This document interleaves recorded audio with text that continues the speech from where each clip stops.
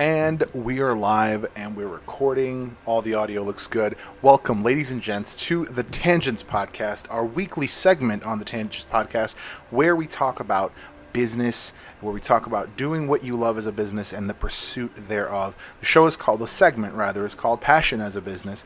And today we are speaking with an up and coming media mogul. That's what we'll call you. That's what we'll call your future self. You're going to be a media mogul. Ali Pepic. Met him through Caffeine right here on the platform. For those listening and watching in the future, if you do want to join the conversation, we do this live on caffeine.tv/T3G Media, and we'd love to have an interaction. So anyone that joins us will be tossing in questions. Those watching, the questions are above us. Make sure you check out all the links down below so you can get in touch with Ali and see the stuff he's making and follow him on his journey. Welcome to the show, sir. How are you today? I'm doing great. Thank you for having me. It's a pleasure and an honor. Absolutely, my pleasure.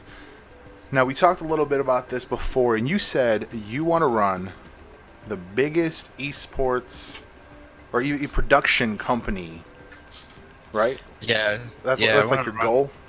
Yeah, run my own production company. Basically create different types of content, maybe for more educational purposes. Okay. Maybe some entertainment on the side here and there, but mostly educating the masses about certain subjects that are inflicting some of the things that are happening in the world and inspiring others to do for the greater good. For sure. I love that. That's a very noble goal, sir.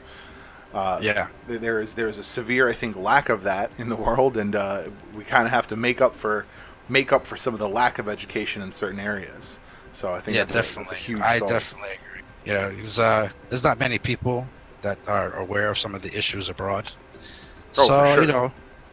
So definitely that's what got me inspired, because I see other people doing it, but not many, Right. It takes a certain amount of knowledge or per se to pursue such a thing of certain topics that you want to go. Yeah, absolutely. A lot of people like to talk about a lot of things, but not a lot of people know about a lot of things. So sometimes people are talking out the side of their face when they really don't have any idea what's going on. So I completely understand that. They tend to look at one side of the story, but they don't see the other side of the story. So I like to merge those together. For sure. And get a broader view of what's going on, and not because you see what's going on with the news and the media. It's like everybody's far left or far right and that sort of thing. Yeah, definitely. I was actually just having that conversation today. I am very hard pressed to actually have a reasonable conversation with somebody who is 100% one or the other and has just like blinders on and refuses to see any point that anyone else is making. Yeah, exactly. Yeah, I think open-mindedness and openness to the world is where the future is, because I think the future is going to be global, not small, and not national, not local. I think we're going to go global, and anything that's happening that's in the way of that right now, I feel like is just in the way of that. It's just an obstacle that we need to conquer. Yes, leaving something behind for future generations to look at and inspire them to even do better. Yeah, definitely. Yeah, I mean, I think there's lots of recording and there's lots of media already present about all the terrible things that are happening and all the bad things and all the misunderstandings, and having an educational source where you're actually able to see kind of the good in people and the good that people want to do, I think is definitely a great and noble ideal. Now I want to ask you, how did you originally get into media and production? Like, what did you go to school for? How did it all start? Actually, it wasn't really school. It was just more of a hobby type of thing. It started way back when I was in my teenage years. Actually, I used to DJ. I started DJing when I was 16 years old. That's awesome. I was into audio at first, and I really liked music, and I just really enjoyed people coming together on a social level, and I always thought of having some party and just thought raising some sort of awareness for a cause would be a noble thing to do, and being center stage of all to unfold and bring more matters to the table, trying to find solutions to the problems. Well, that's how I got into it with the DJ thing. I dig it. I dig it. I think a lot of people actually know a lot of DJs, like in all walks of life. I know somebody who's still he like works super corporate jobs, but then like does DJing on the side. I know a guy who works at the IHOP, but he's a DJ on the weekends. Like I know it's DJing like music. I think that's kind of a understatement, but music kind of brings people together. You know, at every level. Putting a smile on a person's face is something that brings a smile to my face. Just having a good time. Absolutely, absolutely. I love it. When I'm at a wedding, I like to call myself the party starter, man. I want to be out there. I want to dance. I want to have a good time with everybody. The one wedding I was ever at that wasn't a fun time, nobody wanted to dance. There was actually a period of time where there was nobody on the dance floor, and I was just like, "What is happening? Yeah, this is a celebration." Exactly. That's why I wanted to bring to the table. I wanted people to get on the dance floor, have a good time, and just leave all their worries behind, and just be in the moment, right? So definitely, man, definitely, I dig it. Yeah. So that was like 16, 17 years old during the time when I was in high school. Nice. So when did the pivot into visuals? You said you mentioned we were talking. You do some production work and stuff like that. You do some video production. For visuals, man, I'm trying to think. It wasn't later on. Probably after my mid-20s, I guess. Maybe a little bit earlier than that. When I started, me and my brother actually started doing promos for like clubs and stuff. Very cool. Very cool. Yeah, so we had like friends who were like Habibi crawlers in the house. What's up, crawler? What's up? Yeah, so basically we had friends that were promoters and DJs alike, myself, and me and my brother were like, you know what? Let's just make like short expert promos so we can try to get people to these social gatherings and try to expand on it and just to have a positive impact on it. That's how I got into video, actually. A little bit of that aspect. That's dope. Yeah, we started using Final Cut and Nice. Mac OSS. Yeah, Right. That's where I first started messing around with it. Do you still work in Mac, or do you still work in Final Cut? Or? I kind of left that. Yeah, I converted to Windows. Converted to the light side, as I like to say. Yeah, exactly. No, I think honestly, in my experience as far as editing, the biggest stuff has always come into play where you have whatever you started with and like whatever you learn early on, you hardcore follow that until like there's just a major pivotal shift.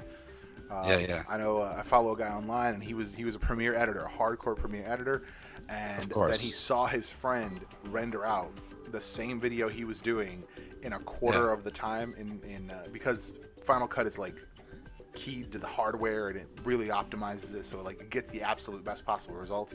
So like the rendering time is just faster. There's just no way around that. So he saw somebody render the same video he was doing in like 1/4 the time, and he was like, never look back, because for him it's just a matter of efficiency. Like he needs to be able to render quickly. Yeah. For those watching, sorry for interrupting. For those watching, no, go ahead. Welcome. This is Caffeine. If you are new here, make sure you sign up, verify your email, and then you can join the conversation. We're talking passion as a business, doing what you love as a living, following your dreams.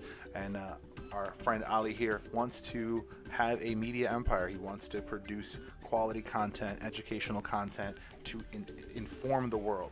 And I think it's a very noble goal. Yeah. Also, I was really well into like gaming at an early stage. I remember when I was like 6, 7, first NES.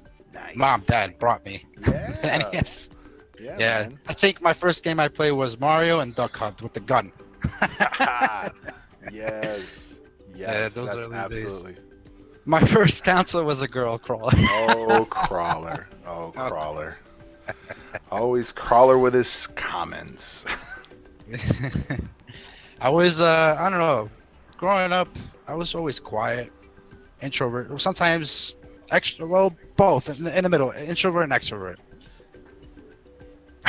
The hell does that mean? Come on. Crawler, if you want to be part of the conversation, you know where you got to be in the comments down below. In the comments down below. Come see me. Come see me in the chat, Crawler. Yeah, no, it's hard when you do a creative field, when you create content, when you do video, really when you do a lot of stuff that just by the nature of it keeps you alone. Video editing, like even broadcasting, you're just in a room by yourself essentially. That's why, I mean, you know, on a side note, that's why I really like this platform, because it's live chat and I can have a conversation with somebody while I'm doing stuff. So it's cool. Yeah. But that's, you know, stuff that puts you in a corner in front of a screen for, you know, 8 to 10 hours it makes you an introvert. So you either have to kind of put yourself out there and do stuff that's more than just that, or you're just going to, you know, end up being the pale guy who comes out of the basement office every once in a while just to get some groceries. come out the shadows. Come out. Right? The sun is so hot it burns. Pretty much. Yeah, definitely true, man. So you go ahead. A thing about broadcasting, I think like it's been 3 years ago. How do I get into this broadcasting thing? I met a older gentleman because I am working a regular job at the moment. Right. You know, this is just for like hobby and for fun, but sure. Eventually, maybe down the road, you'll never know where this journey is going to take you. But anyways, one day I'm doing a task at hand, and this weird guy just pops out of nowhere, barefoot in the street. And he's like, "Oh, are you the new maintenance guy here?" I'm like, "Yeah." He's like, "This guy is strange, dude. Like, the heck?" But he's a very interesting character. As once I got to know him a little while after a few months, and he got my sort of attention into technology and networking and also post-production and all sorts of things. Because he told me he was a programmer himself, and he used to work for NASA. He believed in me very much. I still get in contact with him from time to time. Nice. About 2-3 years ago, we started a little little company in in security cameras. Okay. Yeah. So what we did was we took like a Raspberry Pi. You don't know if you know what that is. Yeah, for sure.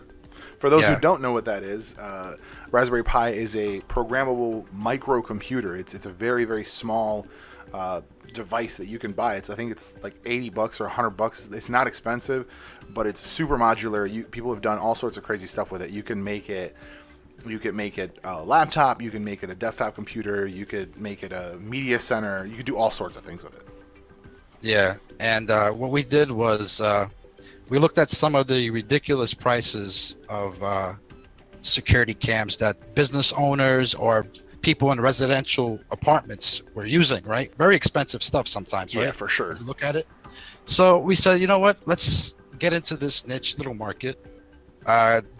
Take some open source software, plug it into this bad boy, somehow modify the software for our liking, and put our brand on it. For sure. Yeah, it was pretty nice, man. Like, we had like multiple cameras set up in my basement. And we were testing this stuff, right? Nice. And we were just on our iPad. Somehow I was using Linux, and I had to learn a little bit about Linux. And I programmed the software to switch between different camera views, recording at multiple angles, and you can also revisit back the footage 30 days prior. Oh wow! Yeah, and the whole setup costs about $100. Wow! Get out of here, dude! $80 to $100. It was really cheap. Get out of here, dude! Yeah, and we were doing business with China. We were getting parts from China. Right. Yeah, and that was I'm never doing business with China again. That's like 50-50. Because we ordered large quantities of this cameras and these pies from China, and once they got to customs stopped us because they were like, "Whoa, this is some weird stuff going on here." Because somehow there's some kind of law with you can't order that much quantity. Oh, okay. To come into the States. Yeah. because they get suspect because you got to fill out some kind of form, some tax forms and stuff like that. Sure. We weren't prepared for that, but somehow I told them it was just for educational purpose, but they let us go afterwards. Oh wow. Yeah. But that's crazy. Like, for comparison, for those listening and watching, for comparison, an actual like a retail camera setup like that, that would be probably in the range of $600 to $1,000 starting, depending on how many cameras you have, depending on how much storage. Like, all of these things would just up the price every little inch. So that's crazy. Yeah, I mean, it was a credit card size camera where you can stick it anywhere you want, and nobody would notice where it is. I mean, it was pretty awesome stuff. And we had other ideas as well. We wanted to develop the other software on it, but you know, we failed because of internal conflict, political stuff from outside, people coming and attacking us from the outside, which kind of put pressure on us. Yeah, sure. Yeah, so that's okay. You live and you learn and you move on. Yeah. Take what you learned and then just apply it for next time, I guess. I don't know. Yeah, I mean, it's cheesy, but there are no failures. There's just stepping stones. Yeah, pretty much stepping stones. Looking back at it, hey, there's nothing I could have done any different. I was working 40-hour weeks at my regular job, and then after work I would spend another probably like 40 to 55 hours on this without no pay. Imagine that. Dedication. And just creating some kind of business model to pitch it to other investors, try to get to some investor pools to get interested in our product. For sure. It was a great time. I would not deduct or take anything back from that experience. So. No, absolutely not. So from that experience, you went and you came into the broadcasting space. That's what got you into it. Yeah, it got me into the broadcasting space pretty much, and started exploring a little bit more options. Then I kind of went away for a bit. I had to get intact with my spiritual self. I kind of left everything behind. I actually went out south for a bit. Okay. I took a little break. Yeah. Had to find myself. After all that ordeal, after I came back to New York, I was down south. I got in contact with him because we were kind of broken over the whole matter. Sure. I don't know. Yeah, because we were friends. You know, we didn't want business to interfere with our friendship. Of course. And say, hey, you know, let's do something different. He was taking care of some piece of property, and he was doing a documentary, and I wanted to contribute back to what he gave to me in the sense of knowledge. And I don't know, I showed you the doc before, remember? Yeah, definitely. Yeah, you did. Yeah. You guys did a doc on super wealthy dude who took basically a sabbatical from like everyday life. Just took a sabbatical. Exactly. He just walked away. He walked away from many zeros at the end of paychecks and went and started cleaning up a shore that had just it was a dump. Yeah, it was legitimately was being used as a dump. Like there was a lot of trash there, and he just single-handedly took this job on, which is crazy. Yeah. Like mentally, it's crazy. Like for me, I don't know that I would do that, but just it's he wanted to give something back, and that's a really cool thing. So you guys made that like front to back. You guys did the whole thing. Well, he takes full credit for that. I just just was there as a support. Yeah, pretty much. Yeah, man. Yeah. Production assistants do whatever is needed. Yeah, and down the road there was this Japanese woman that came across. She went to the New York Film Academy in New York City. Right. And she was looking to do a documentary, and she's the one who filmed this new film for the birds. And I happened to be in that. Nice. Some small clip of it, whatever, me cleaning and whatnot. And from there on out, I think a new production company was formed after. He came up with this thing called Manhattan Wetlands and Wildlife Productions. Cool. And he wanted me to be a part of it. I was part of it. She was the director. She has some amazing talent. I was just more of the technical side of things. Make sure cameras worked. Sure. Microphones, what else we needed to make the production much better. If I needed to provide them with my opinion, I would. And we revisited back to the Raspberry Pis, and we were like, let's see if we can do 4K video. And actually, we did do 4K video on the Pis. Wow. Yeah. Because we wanted to use those little Pis for the businesses so they can actually run their own promotional videos, and then we can sell that niche to them. But that didn't quite work out as well. So it is what it is. I don't know.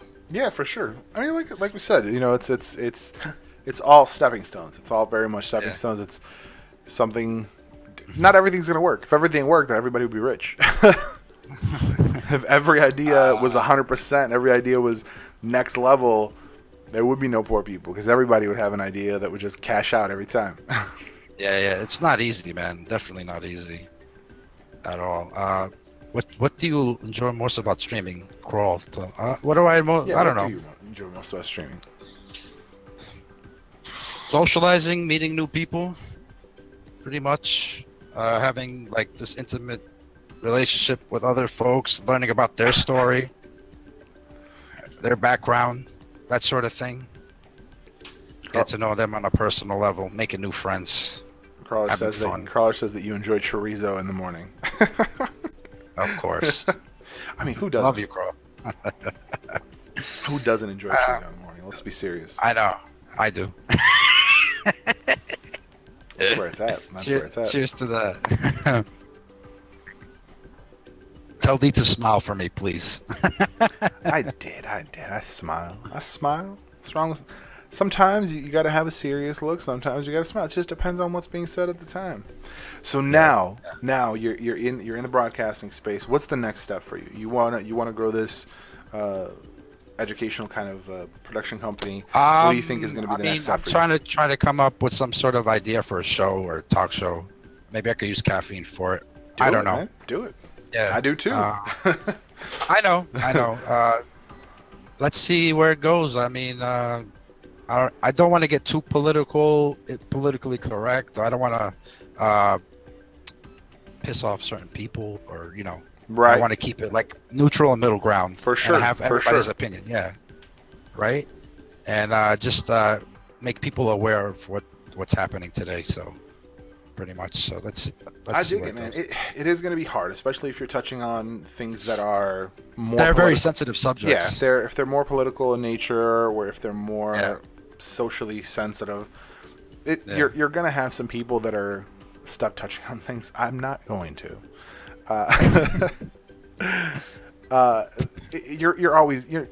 You can't make everyone happy. That's the thing. You can't make everyone happy. Yeah. So I learned that the hard way. it's really going to be a matter of presenting it in an unbiased way. A guy I watch online, Philip DeFranco. I don't know if you know him, but he's always very much like XYZ. Here are the facts. And then from there, he gives his opinion, and then he asks the opinion. That's why I think for something like that, caffeine would be a great space for you, because you could have that instant response. Yeah, pretty much. And so, some goals. What's up, Callie? I hope if I do happen to be I don't want to be rich, like successful, really have money or anything, but if like successfully in what I love to do, right? Sure. If it comes down, if people are supportive, I would like to help others in whatever, opening, I don't know, educational school or something like that. I don't know. Or just help feed the poor. People that don't have those natural resources available to them. For sure. Yeah. For sure, man. Help them, benefit them, even when I'm gone. I dig it, man. It's all about legacy, and we've talked about that before. We're discussing life and unicorns. Okay, chat. Yeah. Anything else you want to ask? Or I'm just informing Callie that we're doing a talk show. Didn't want to interrupt. I think, like I said, I think it's a really noble. I mean, your initial thought is to think of others, whereas. Yeah, I usually think about others. I don't know why. That's just probably how I was raised. But yeah, for sure. Yeah, that's just in my nature, just to shed light on some other things. I mean, that's what's up. I think a lot of the problems that we have in the world and have throughout history have been due to a lack of information. So, shedding light on anything is definitely the best way to go. I mean, I think bringing everything out in the open. That's when you're gonna have all the real conversations. Because at the end of the day, if not everyone's honest, not everyone's cards are showing. The conversation isn't complete. The conversation isn't being had properly, I think. Yeah, the truth is harder to swallow. Yes. Oh my God. So yes. to speak. And there's people who deny that sort of aspect of that truth from falsehood. For sure. So, I mean, there's so much ignorance today. It's dumbfounded. Like I can't believe it. The stuff that comes out of people's mouths. That like they're clueless. They have no idea. Yeah. Yeah. For sure. For sure. I mean, on a very, very small scale, I work in tech support, and like it's the same kind of thing. It's a very small, it's a microcosm of the concept, but like people say things that they don't understand. They'll, just keywords and just will say stuff, and I'm like, you don't know what you're talking about. Why are you saying things right now? Like, let me tell you, let me teach you. That's why, like on the main channel on T3G Media, we do all sorts of. Callie, you don't have to eavesdrop. If you jump over to my my broadcast, you can drop in questions. They'll be in the video that will be shown and shared with the world. So you're not eavesdropping. You're part of the conversation. But so everybody's more than welcome to say whatever they want in the chat. Go absolutely, right ahead. Absolutely. Yeah, and we that's why on the main channel we do I do a lot of tips and tricks. I do a lot of don't do this. Like this is something that like people do. Don't do this because XYZ. Like I know the new betas are out and people are installing betas of Android and iOS and all that stuff. And it's like one of the first videos I did a few years ago was why beta may not be for you. And it was just like, hey, I get it. You're excited. We all want the newest, coolest stuff, but it's not done. So it's gonna mess up, and this is maybe hold off, maybe let other people who have extra devices check it out, see what's up, and then when their stuff breaks, yours won't. And I want to touch up, the video thing I was talking about, about the promos, about the clubs and stuff. I left that. So there was like a dark moment in my life. What I've seen. Like, I wasn't expecting it, but it was right there staring at my face, but I was blind. But later I realized, my God, these people don't care. They just want to just drink and just get a hangover and not care about what we're actually doing here, right? I mean, you got to choose your audience. People do stuff like club and party and I mean, even to a certain level, like you watch you shotgun a season of Netflix shows. You shotgun a series in a weekend or a week. There's escapism. Life is tough. Sometimes you have a rough day and you just gotta get out and get away from that. And that's why things like that exist. That's why people pay for stuff like that. But at the end of the day, when they go home, I think providing value at every level is definitely the way to go, because when they come back and maybe they had a bad day with whatever, and maybe they had a huge argument with someone and lost a friend because their friend was just not informed, and then they come across an Ali video and they're like, boom, this sets out my entire argument with facts and details, and they just send that to their friend and maybe salvage a relationship. You don't know. Because maybe that friend is just like, I think this because this is what I've heard. And like, you know, like a lot of people, like I said, talk out of the side of their face because they don't know. They don't have the details. So having something where it's like, boom, here are the facts. You can feel however you want about it, but these are the facts. These are the details. Exactly. Just fill in the loopholes and the gaps. That way they can understand. I guess that's what we're trying to say. Yeah, for sure. For sure. Yeah. Yeah, man. I think a broadcast on caffeine, turn it like just like this, just like we do with this. We take this, and the following week we put it out as a podcast and as a video as well on YouTube, so people can consume it. People have options. You know, we're on iTunes. Yeah. This is going to be on iTunes. You know, your mission statement here is going out to the world already. So all you got to do is piggyback off that. You know, start a show and just talk to people. You know. I think if anyone has any suggestions for any topics for a show that maybe I can start streaming on caffeine for, let me know. Shoot me a text or message me. You know, let's get the ball rolling. Let's talk. Yeah, for sure. I think hit up. I don't mind playing video games all day, but I like to talk about life stuff. Yeah. You have suggestions, Crawler? Oh, that would be nice. Go, Crawler. Let's hear it. Let's hear the suggestion. I want to hear it. Crawler's always got very interesting things to say. Of course. Crawler was my second guest on this show. Yes. I think you sent me a link. Many moons ago. Ben for president. Ben for president. Caffeine Ben? Like the Ben? The Ben of caffeine? Oh, no. No? Are you talking about Ben Shapiro? Ben Shapiro not for president. I disagree. I humbly disagree. Come on. No, but I think when we started this, the reason I started these shows is I was kind of tossing around the idea of like what to do on caffeine, because for me caffeine is not like, I didn't want to come here and like be a game streamer and like whenever monetization came to like make money, like that was to me not the end goal. To me, the live chat and the community, like the actual interactiveness, like Crawler's a buddy of mine. Like I talk to people like, oh, I got a buddy in Morocco, you know, like people like look at me weird. I'm like, yeah, no, like just buddy Crawler lives in Morocco, lives in Casablanca, like it's cool, but like we have conversations. I can hit him up. He's broadcasting throughout the day. He jumps into this stuff.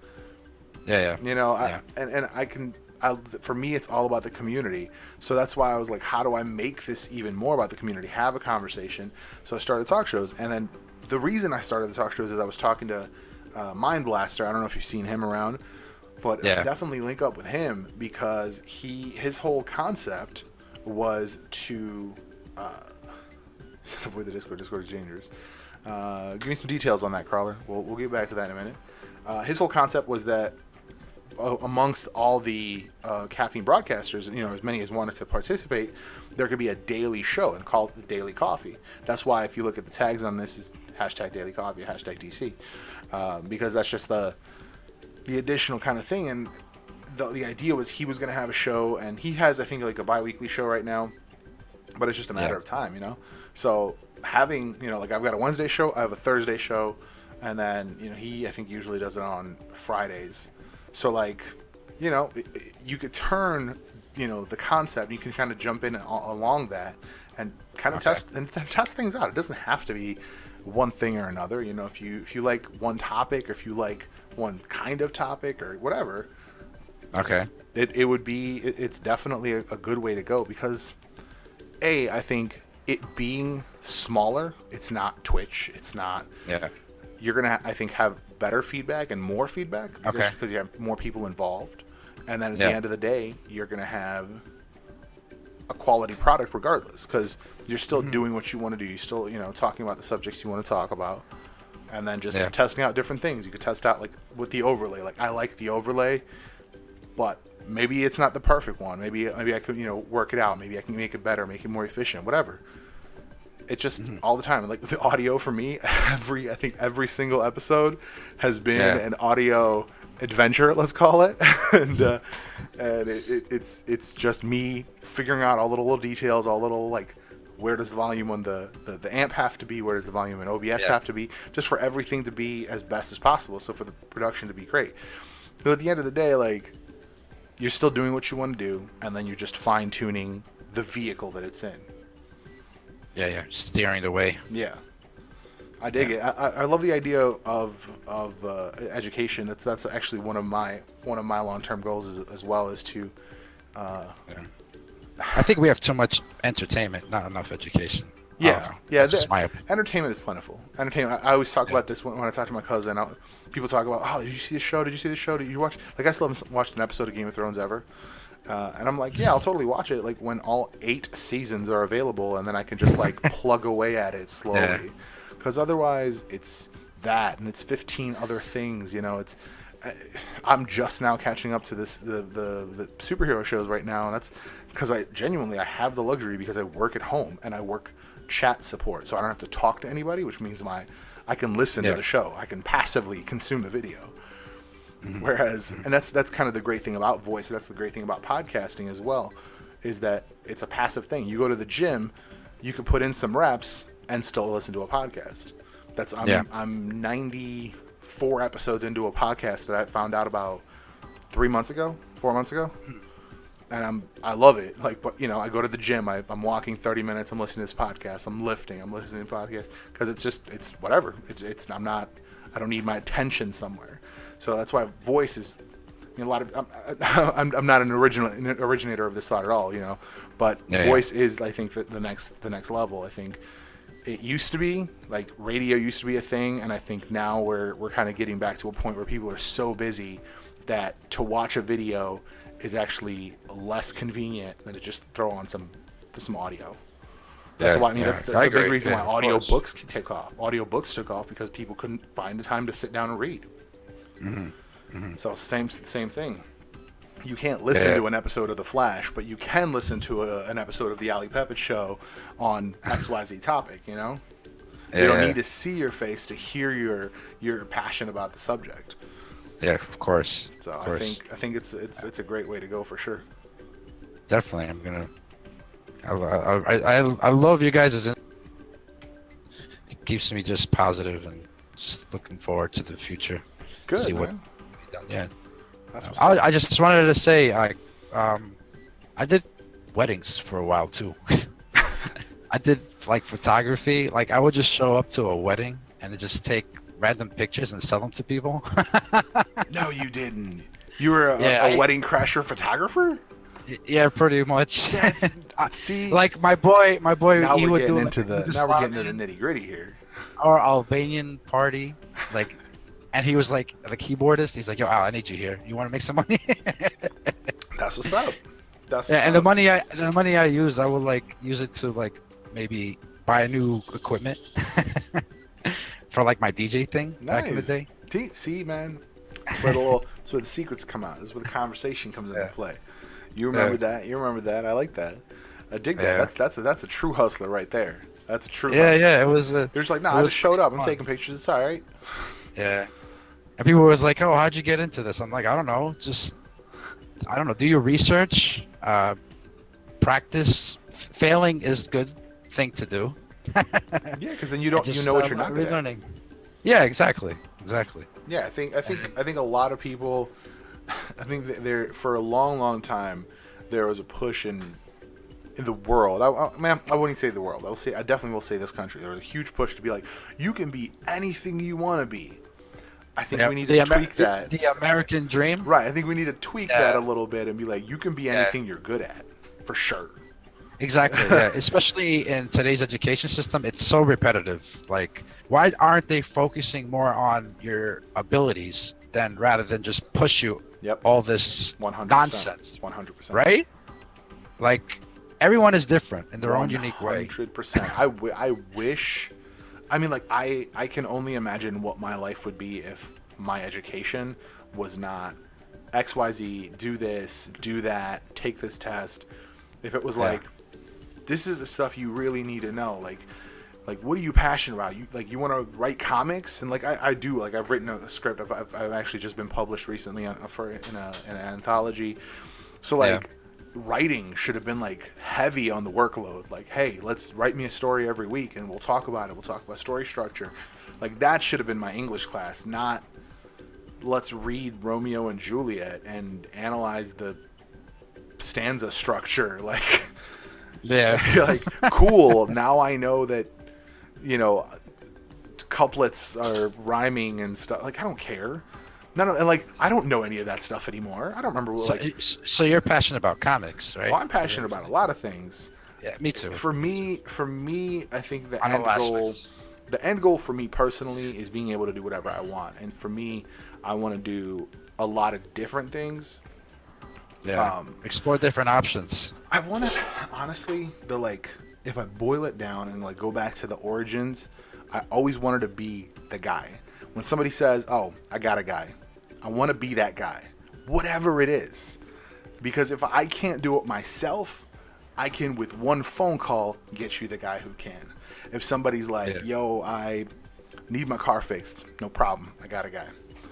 If somebody's like, "What about this? You know, I need a video produced," no problem. Welcome, Saisoku. That's like my ultimate goal is I just want to be that dude. I want to be able to execute, and I want to be able to empower people. Like, the biggest thing for me, and I experienced this when we put out our first game. I was part of a team that put out a game in 2011, and it was like everything was a wall we had to climb. Every single step of it.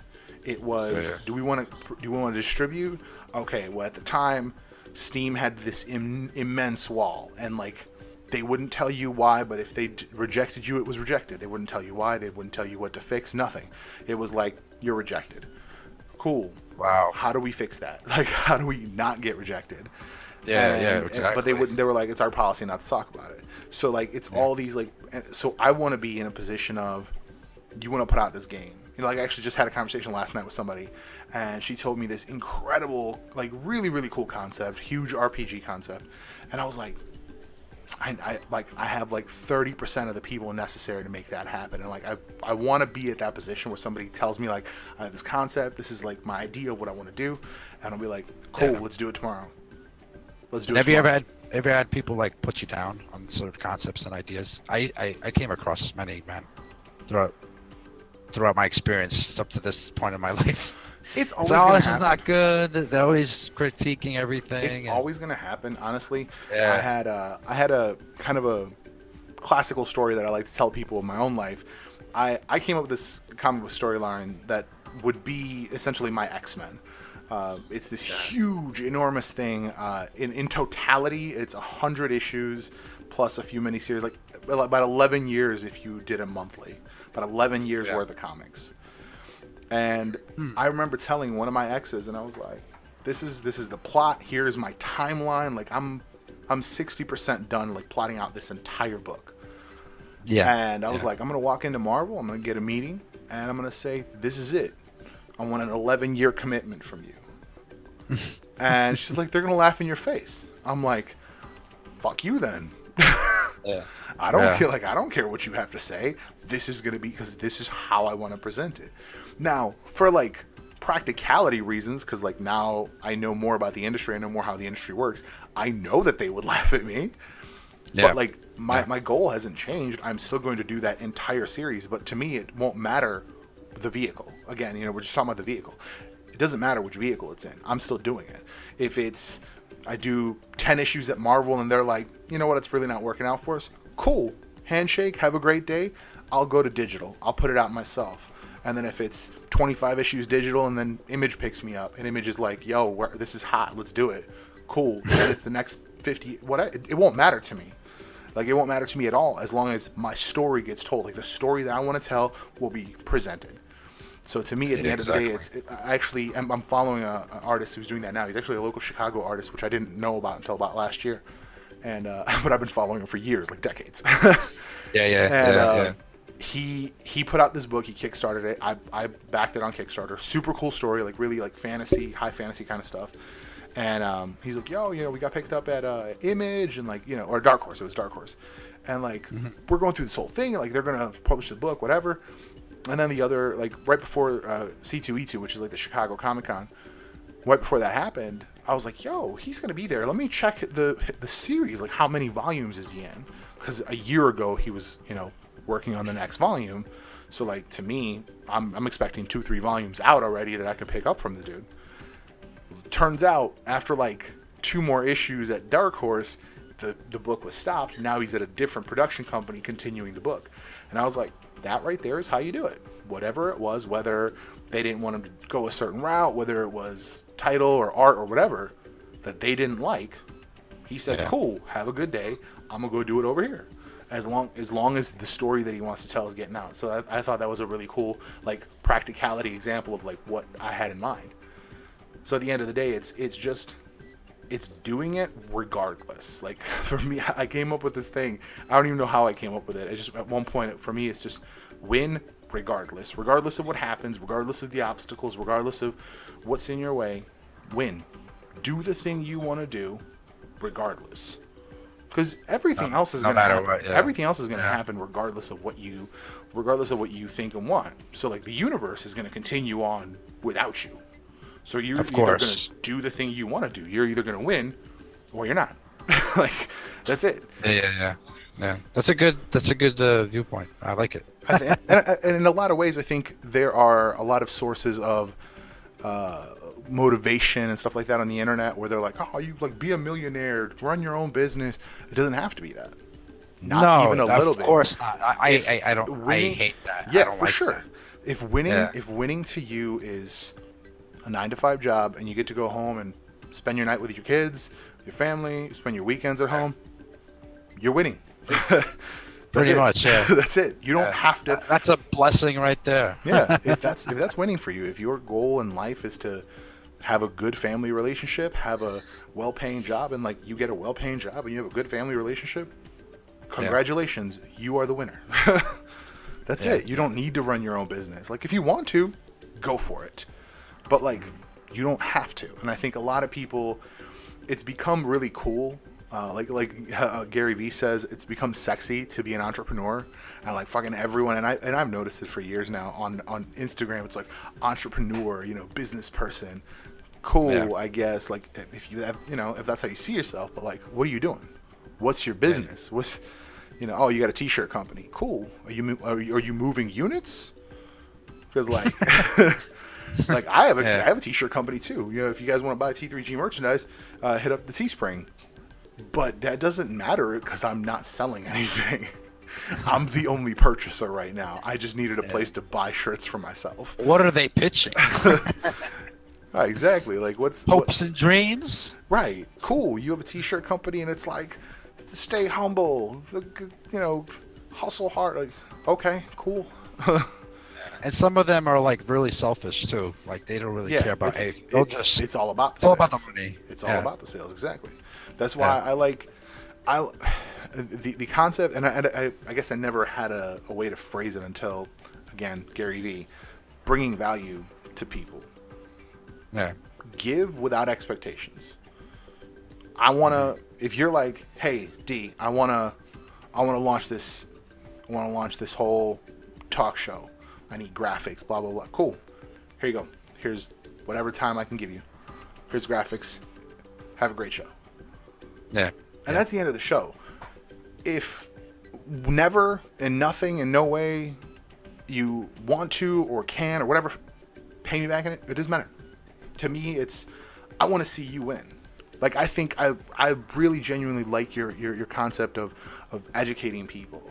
It's something I've been tossing around myself. Like, one of the big things that I want to execute, and it's complex in a lot of ways, but it's basically it is very complex. Wow. One of the things that I want to do is have free education for underserved areas.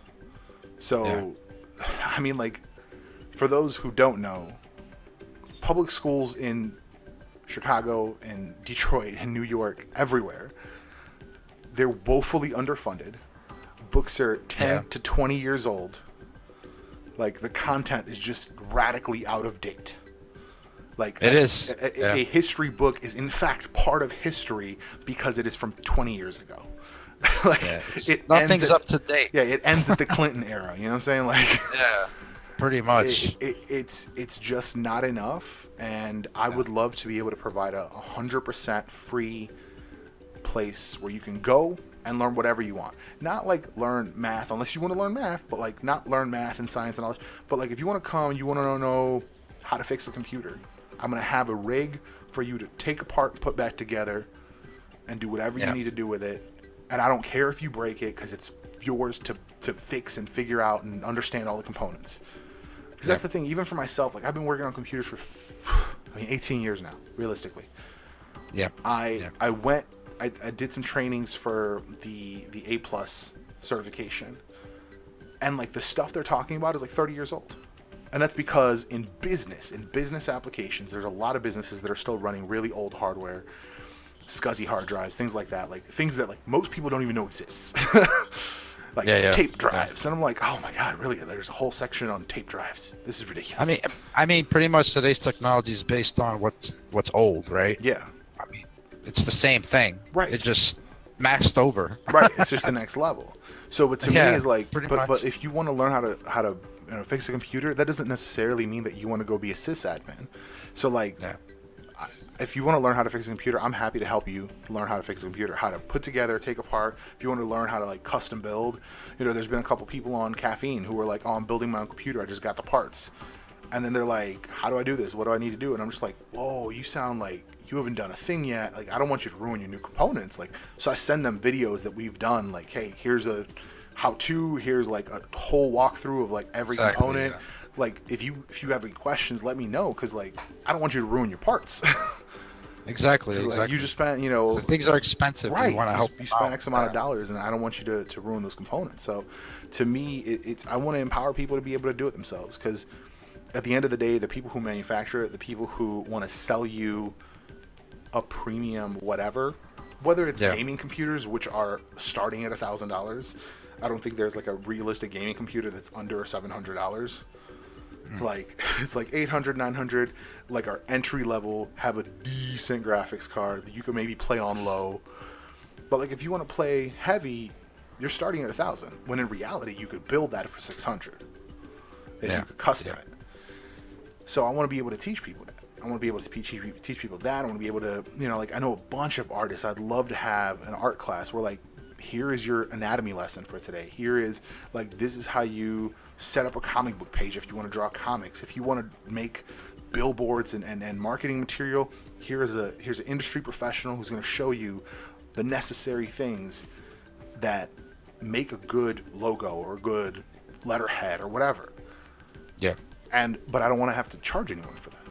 For me, the concept is I want to have them go through that. And then once they're certified, like once they're shown a competency in the work, you work for me for a year. And that's me giving you a job. Now you're working in the thing that you just learned. Yeah. So I'm paying you. Like, yes, do I get an employee out of it? Yeah, but I'm paying them. So it's not like I'm not really getting much out of it except an employee who I'm paying. So like, it's not free for me. It costs me money to teach them. It's like providing an education. It's like providing training on the job, but it's on their own schedule.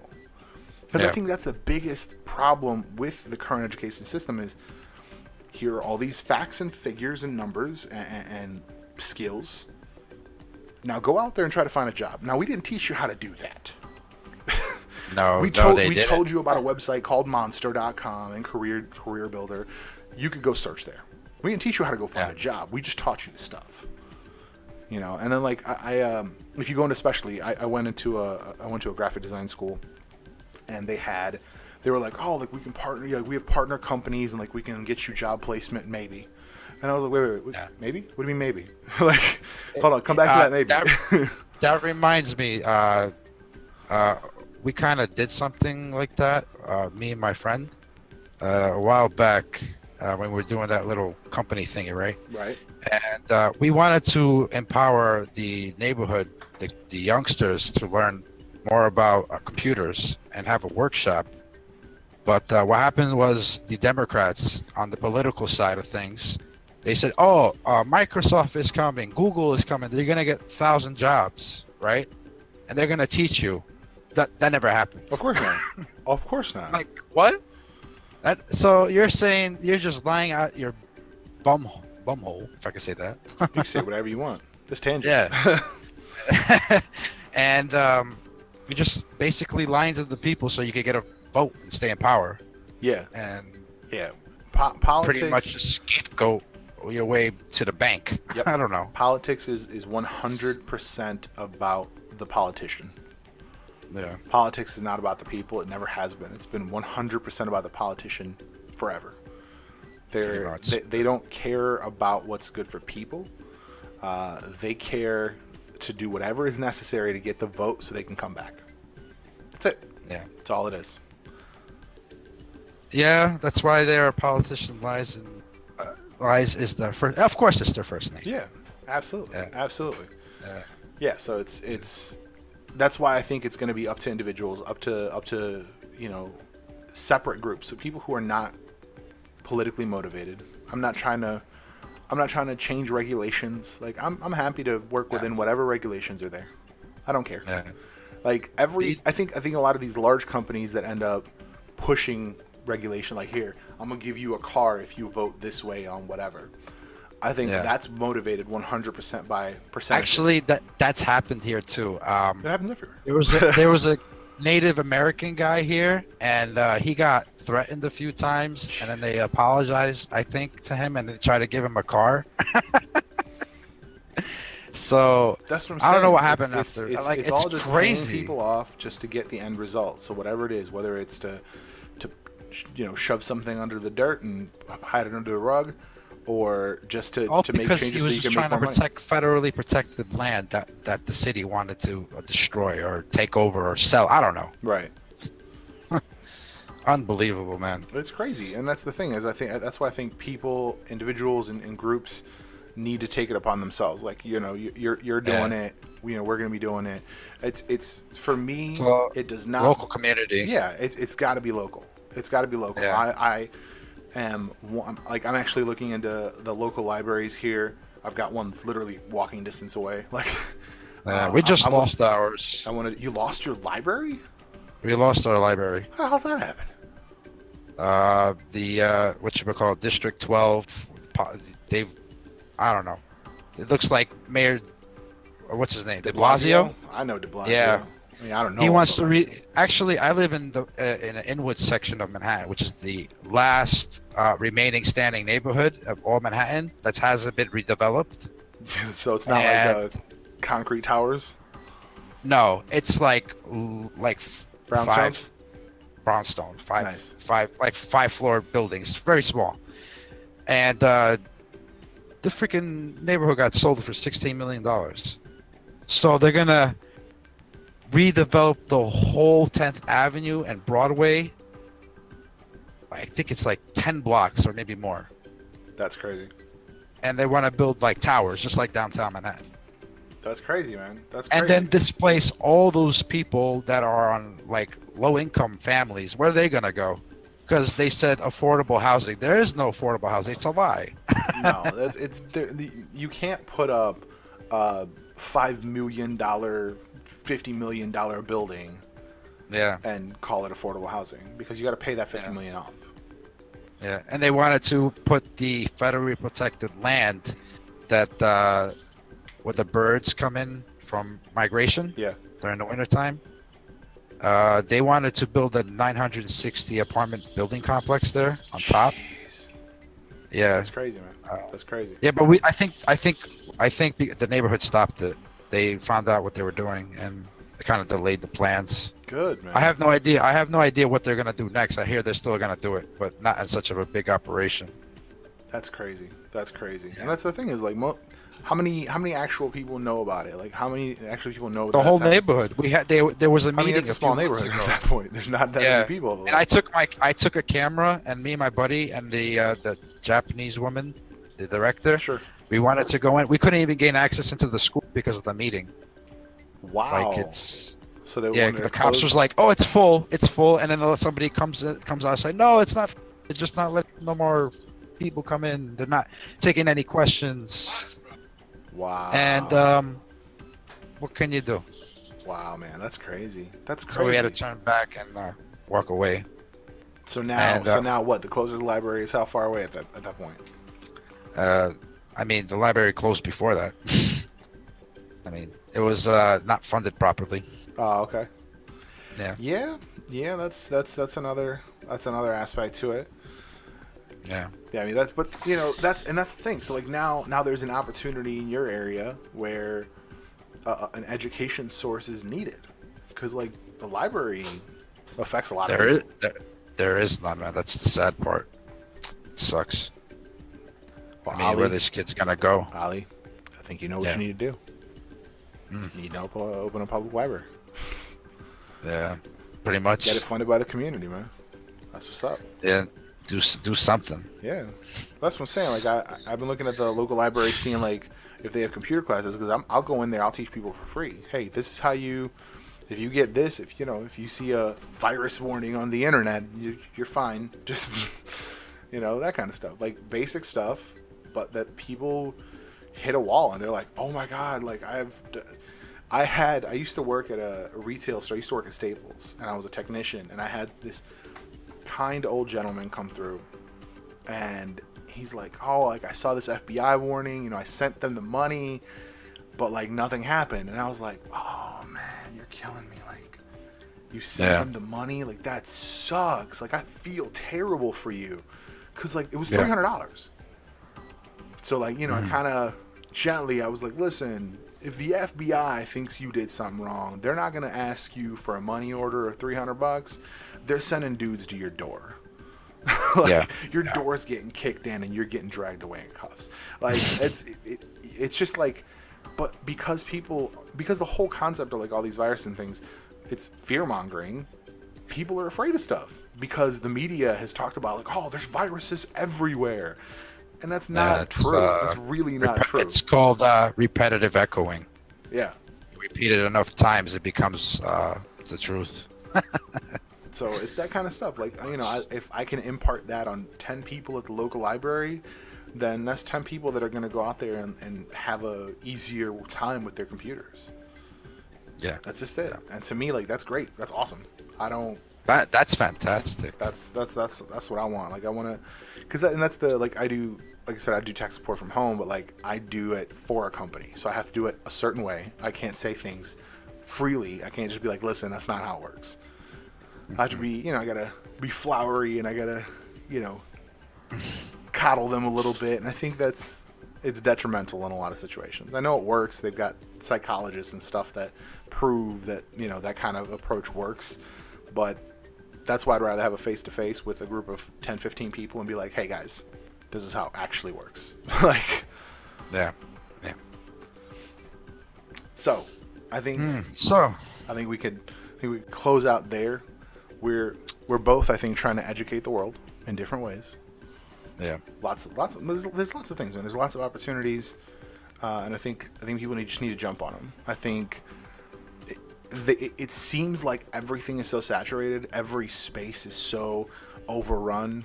Tech on YouTube, freaking. I mean, really, it really does seem like everything is overpopulated. Like, it seems like you could find anything, and that if you want to talk about the same thing, it's hard, or it's not going to be worth it. But I think at the end of the day, I mean, we've made like 700 videos on our channel. On average, we get about 60 to 100 views. We don't get a lot of views. But to me, is if one of those 60 to 100 people gets a value out of it, and like a lot of times people are like, oh man, thank you so much for this review. Like, because we'll review budget stuff, we'll review cheap stuff. Because like when our friends are like, yo, build me a computer, we're like, yeah, for sure. We get them a $25 case. We review this $25 case. None of the like big YouTubers review $25 cases. So like, we're one of 10 reviews, so people find us. Like, they're like, oh my god, thank you so much. Like, it's such a detailed review. I appreciate it. It helped me make my decision. And to me, that's a huge win. That's a huge win. And I've seen that so many times. People are like, thank you so much. Like, great information, or they're asking more questions. And like, again, like I said about caffeine, for me, it's about the interaction. I want to know, what you need from me. At the end of the day, I'm here to entertain, or I'm here, like, that's why, like, last night I did some free key giveaways, and people were like, oh, are you doing like a giveaway? What's up? I was like, do you have this game? No? Here's the key. Given away. Done.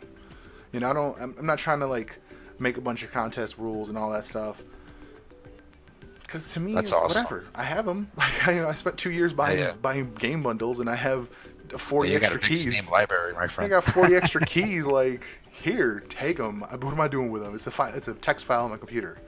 Yeah. It's 3 kilobytes that get to be freed up once I've given away all the keys. Like, that's it. That's all it is to me. So like, Yeah. I'm happy to give them away. I just do an order. I just go top to I, bottom. I be doing that sometimes. I'll just buy a game for someone. Here, take it. I don't care. Just That's what's whatever. up. That's Just what's up, man. I just feel like giving. It feels good to give something away. I don't know. That's just me. For sure. To me is like people. People don't expect it. People don't expect it because most people are selfish. Most people are out for themselves. Gaming with VJ. Welcome to the broadcast. Yeah, it's really just most people are just expecting. Most people are just expecting you to be out for yourself. That's why I don't love a lot of broadcaster practices. That's why I wasn't a huge fan of Twitch, because like on Twitch it's hard to find people who are small. So like the people I do find are the people who are huge, and they're there and they're celebrating the donations and all this stuff, and I'm just like, that's cool, but like, It's cool, but it's like missing the whole like concept. cool, Point. like it's great that people donate and it's appreciated. Yeah. Like, people hit me up with some of the digis, and I was like, that's awesome. Like, that, it makes me feel great, but like, that's not what I'm here for. I'm here to have a conversation. Exactly. I'd rather have that conversation, like, because to me it's more of a personal thing.